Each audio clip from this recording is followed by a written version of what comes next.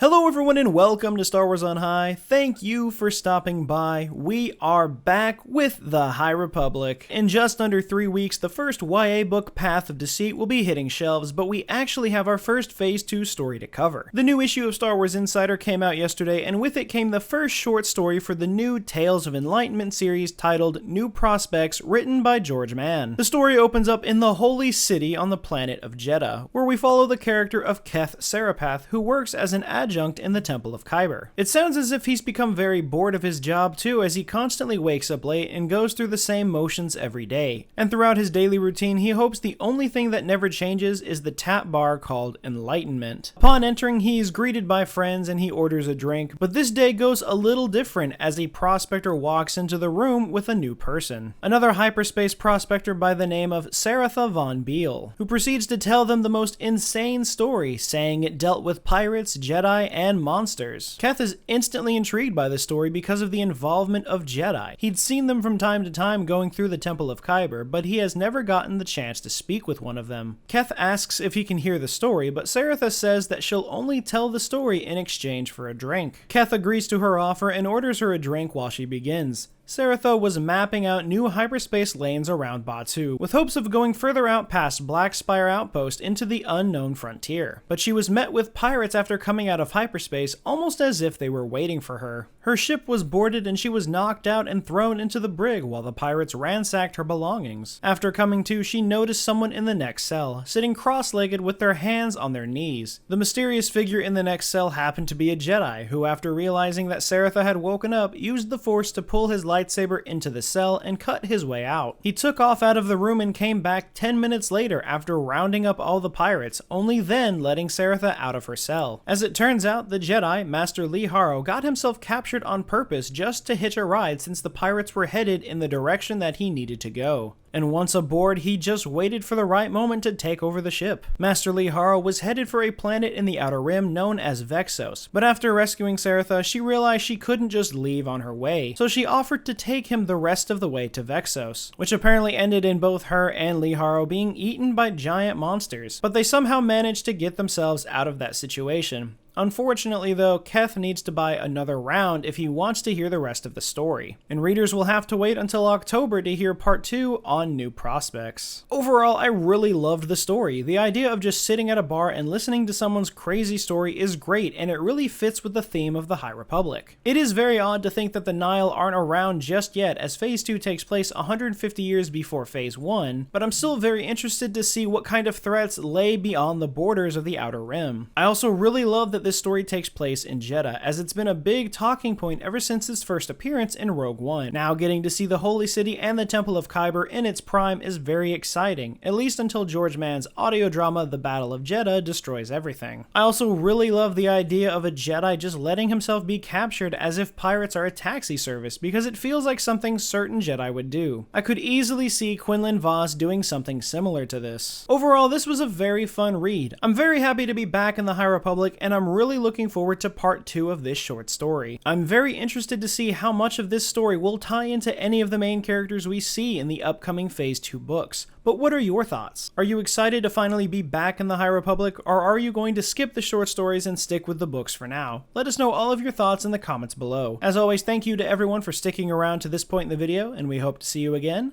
very soon.